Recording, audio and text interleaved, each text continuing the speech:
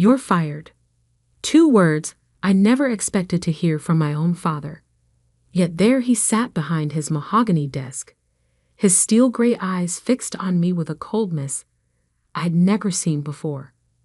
The office felt suffocating, despite the floor-to-ceiling windows overlooking the Manhattan skyline. "Dad, if you just listen about the Henderson account." He held up his hand, silencing me. "It's Mr. Matthews in this office, Alexandra. And the Henderson account was the final straw. Your innovative approach cost us a $12 million contract." I gripped the arms of my chair, forcing myself to stay calm. The traditional approach wasn't working. If we just tried my strategy for 1 more month. Enough. He slammed his hand on the desk, making his Best CEO award rattle. "This isn't some startup playground where you can experiment with wild ideas. This is Matthews and Sons, a company that's been built on tradition and proven methods for 40 years. I could back a laugh at the irony of Matthews and Sons, considering I, his only daughter, had worked here since I was 16, starting in the mailroom and working my way up through every department. Meanwhile, my younger brother David had waltzed in straight from business school into a vice president position. "The board agrees with me," he continued, shuffling some papers on his desk. "You're not cut out for business, Alexandra. Not at this level. Maybe something smaller would suit you better. A boutique shop, perhaps, or a small local consulting firm." The condescension in his voice made my blood boil. I stood up slowly, smoothing down my charcoal gray suit, the same one I'd worn to countless meetings where I'd brought in millions in new business. Business that apparently didn't matter now. "You're making a mistake," I said quietly. He didn't even look up. "Your severance package will be handled by HR. Please clear out your office by the end of the day." I turned to leave, then paused at the door. "Dad?" He glanced up, irritation flashing across his face. Remember this moment. The walk to my office felt like a funeral march. Employees quickly looked away as I passed, news of my firing already spreading through the corporate grapevine. Only Janet, my assistant for the past 5 years, met my eyes. "I heard," she said, following me into my office. "It's not right, Alex. Everyone knows the Henderson account was lost because David promised them impossible delivery dates." I started packing my belongings into a cardboard box. "Doesn't matter now. David's a Matthews son, and I'm just the daughter who doesn't understand traditional business." Janet watched me take down my framed Harvard MBA and various awards. "What will you do?" I carefully wrapped the photo of my mother. She passed away when I was 12, but I still remembered her last words to me. "Don't let them dim your light, sweetheart. Shine anyway." "I'm going to build something," I said, surprising myself with how calm I felt. "Something bigger than Matthews and Sons could ever be." Janet's eyes lit up. "Need an executive assistant?" I smiled, really looked at her for the first time that day. Janet wasn't just an assistant. She was a brilliant operations manager trapped in an administrative role because of the old boys club mentality at Matthews and Sons. "How about chief operations officer instead?" Her eyes widened. "You're serious?" "Dead serious." I handed her my personal card, the one without the Matthews and Sons logo. "Call me tomorrow if you're interested. And Janet, don't tell anyone about this conversation." The elevator ride down to the lobby was surreal. 15 years of my life, reduced to one cardboard box. I'd given everything to this company, sacrificed relationships, worked weekends and holidays, brought in major accounts that had doubled our revenue. And none of it mattered, because I wasn't a son. As I pushed through the revolving doors onto 5th Avenue, my phone buzzed. A text from David. Tough break, sis. But don't worry, I'll take good care of your clients. Maybe retail is more your speed." I didn't respond. Instead, I hailed a cab and gave the driver an address in Brooklyn. Time to visit the one person who had always believed in me. 20 minutes later, I climbed the stairs to a modest brownstone and knocked on the familiar red door. It opened to reveal an elegant woman in her 70s, her silver hair perfectly coiffed despite the late hour. "Alexandra?" My grandmother's eyes narrowed as she took in my appearance and the box in my arms. "He didn't. He did." She ushered me inside, straight through to her cozy kitchen where a pot of tea was already brewing. Some things never changed. Grandma Rose always seemed to know when she was needed. "Tell me everything," she said, setting out her best china teacups. So I did. I told her about the Henderson account, about David's impossible promises, about Dad's coldness, and the board's decision. She listened without interrupting, her bright blue eyes, so different from my father's gray ones, taking in every detail. When I finished, she got up and walked to her study. I heard her opening drawers, shuffling papers. She returned with a thick manila envelope. "I've been waiting for this day," she said, sliding the envelope across the table. "Your mother knew it would come too. She made me promise to give you this when it did." My hands trembled as I opened the envelope. Inside was another envelope, sealed with wax, and a folder filled with documents. My eyes widened as I read through them.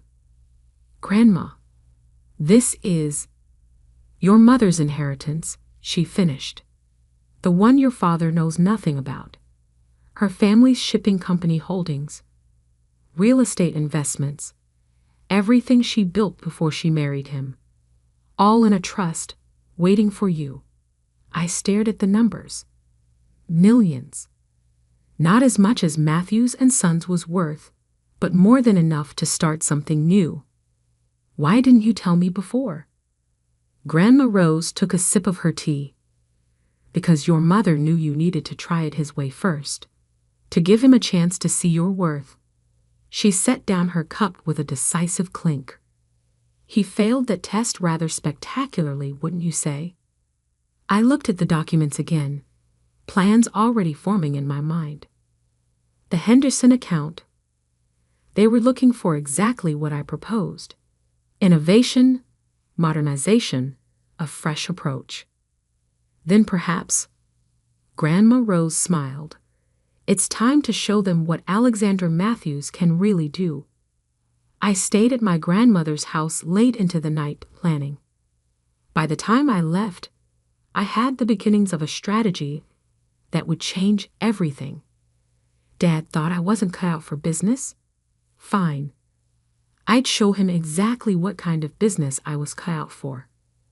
The game was about to change, and Matthews and Sons wouldn't know what hit them until it was too late. 1 year later, the Henderson Group's downtown headquarters buzzed with anticipation. In the main conference room, Janet, now my COO, was setting up for our presentation. Through the glass walls, I could see Thomas Henderson himself pacing, checking his watch every few minutes. "They're here," Janet whispered, glancing at her tablet. Matthews and Sons representatives just arrived in the lobby. I smoothed down my tailored Armani suit, crimson red, a far cry from the conservative grays and blacks my father preferred. Right on time to watch their biggest account slip away. "Alex." Janet's eyes sparkled with mischief. "Did you plan this? The presentation time?" "Pure coincidence," I smiled. "The fact that my father and brother are desperate to keep Henderson's business while I'm here to take it. Now that's just good strategy." The last year had been a whirlwind. Using my mother's inheritance and Grandma Rose's connections, I'd built Nova Enterprises from the ground up. We specialized in exactly what Matthews and Sons feared most: innovative business solutions for the digital age. Janet had been instrumental, bringing over key talent who'd been overlooked at Matthews and Sons. Turns out, I wasn't the only one tired of traditional methods. The conference room door opened. Thomas Henderson entered, followed by his board members. And behind them, looking significantly more worn than the last time I'd seen them, came my father and brother. Dad stopped short when he saw me, his face draining of color. David actually took a step backward, nearly colliding with a board member. "Alexandra?" My father's voice cracked slightly. "Mr. Matthews?" I replied coolly, extending my hand. What a surprise! I wasn't aware Matthews and Sons would be joining us today. Thomas Henderson looked between us, confusion evident on his face. "You know each other?" "Ms. Matthews used to work for us," my father said stiffly, ignoring my outstretched hand. "Matthews?" Thomas raised an eyebrow. "Any relation?" "Just a former employee," Dad cut in quickly. "Actually," I smiled, "I'm his daughter, but that's ancient history. Shall we begin the presentation?" The next hour was a masterclass in everything my father had dismissed as wild ideas. I showed them Nova's digital transformation strategy, our AI-driven analytics, our cloud-based solutions, everything the Henderson Group had wanted a year ago when Matthews and Sons had insisted on sticking to outdated methods. David's face grew increasingly red as board members nodded appreciatively. My father sat stone-faced, but I could see his hands clenching under the table. "Very impressive, Ms. Matthews," Thomas said when I finished. "This is exactly what we've been looking for. But I have to ask, why didn't you propose these solutions when you were with Matthews and Sons?" The room went silent. All eyes turned to my father. "Oh, what I did," I replied softly. "In fact, it was my last presentation before leaving the company. Wasn't it, Mr. Matthews?" Dad's jaw tightened. Before he could respond, Thomas Henderson stood up. "Well, I think we've seen everything we need. Ms. Matthews, your proposal is exactly what the Henderson Group needs to move forward. I believe our legal team already has the contracts drawn up." "What?" David spluttered. "You can't be serious.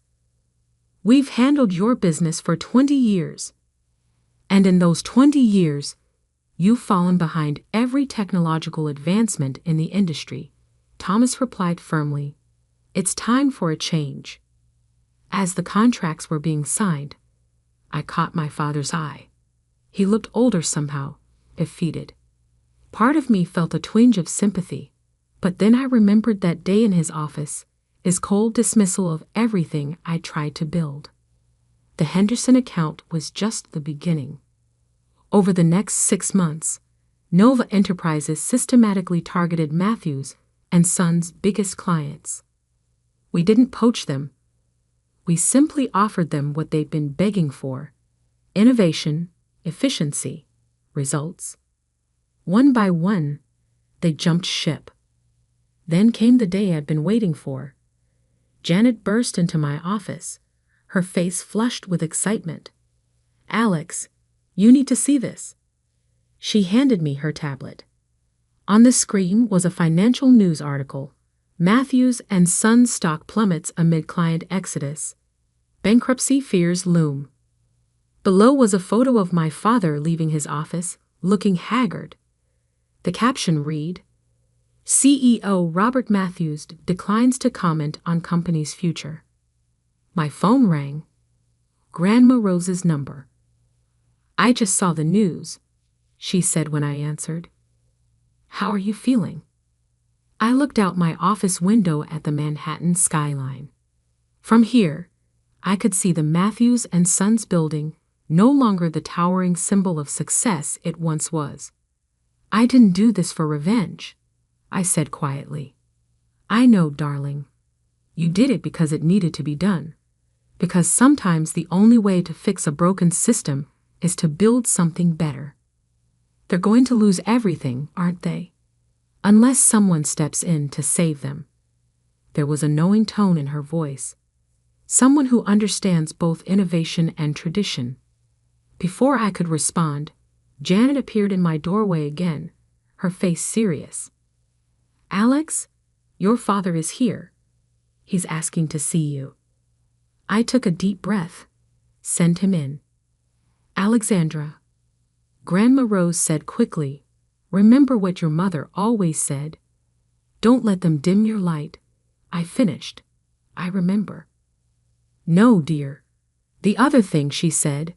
Sometimes the strongest bridges are built over the deepest divides. I hung up and straightened my shoulders as Janet showed my father in.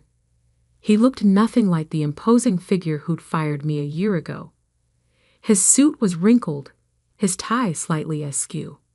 Alexandra, he said softly, we need to talk. I gestured to the chair across from my desk, the same position I'd been in that day in his office. How the tables had turned.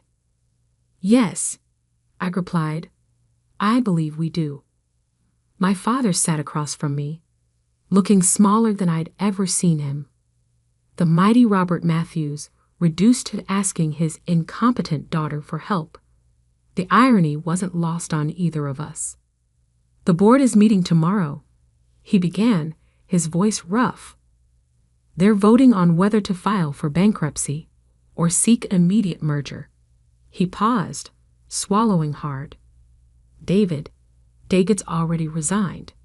Took a position with Goldman Sachs this morning. Of course he had. David had always been good at abandoning ship when things got tough.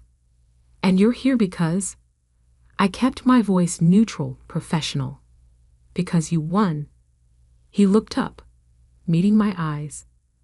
You did exactly what I said you couldn't do. Built something remarkable. Modern. Successful. His hands trembled slightly.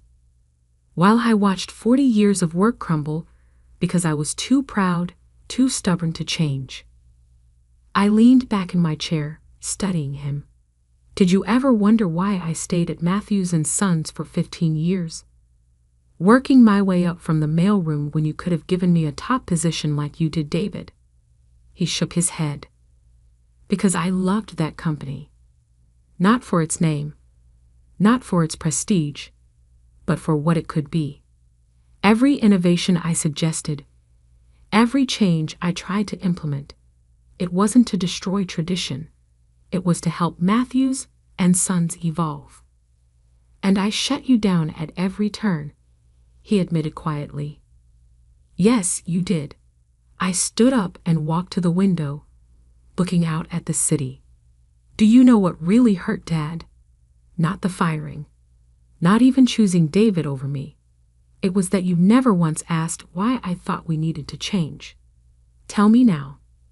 I turned back to face him. Because business isn't about maintaining what worked yesterday. It's about building what will work tomorrow. Mom understood that. It's why her family's shipping company survived when all their competitors went under. His head snapped up. Your mother's company. But that was sold after she died. No, Dad, it wasn't. I pulled out the documents Grandma Rose had given me that night, sliding them across the desk. Mom left it in trust for me.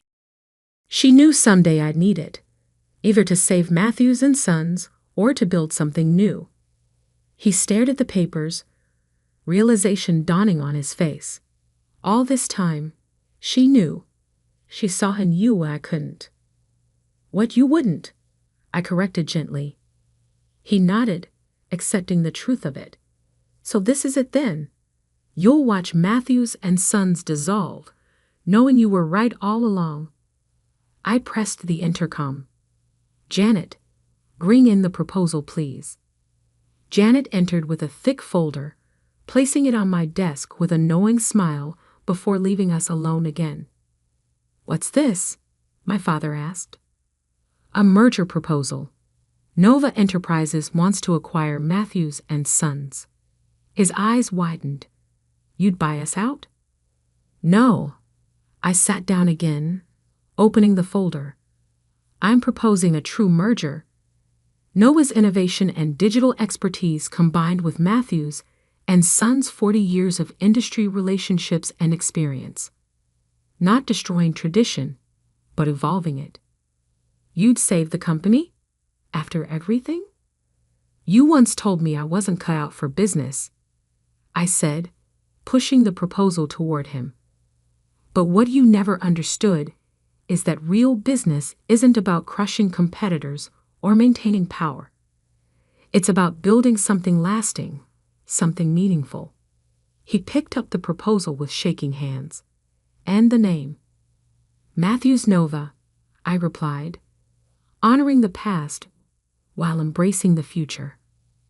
And my role? You'd stay on as Chairman Emeritus, focusing on client relationships, what you've always done best. I'd be CEO, leading the company's strategic direction. I paused.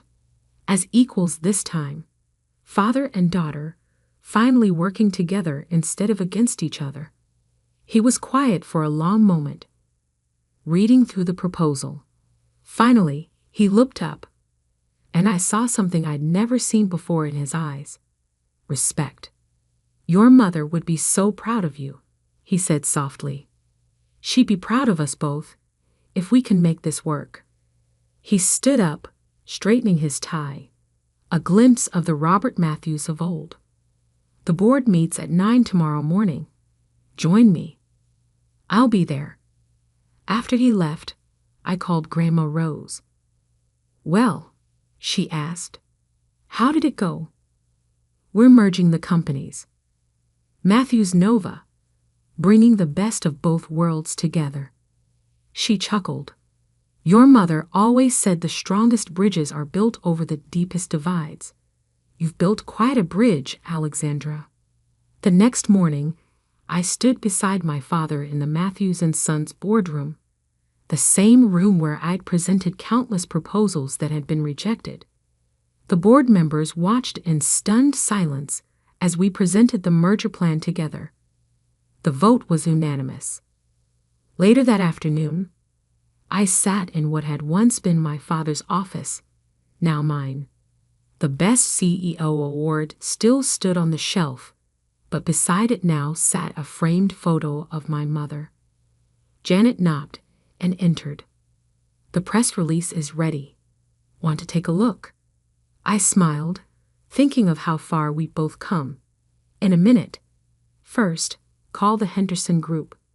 I want to personally tell them about the merger. Already done, she grinned. Thomas Henderson said, and I quote, "It's about time those Matthews women took charge." I laughed, then turned to look out at the city.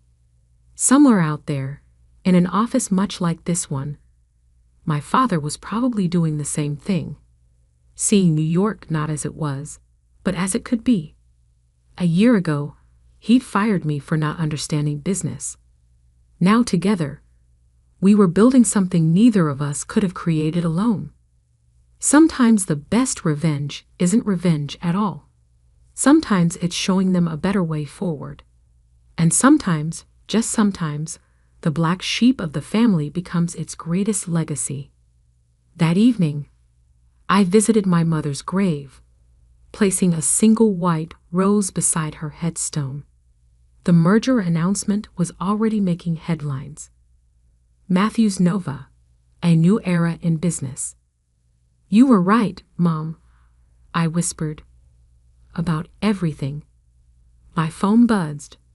A text from Dad. Dinner tomorrow?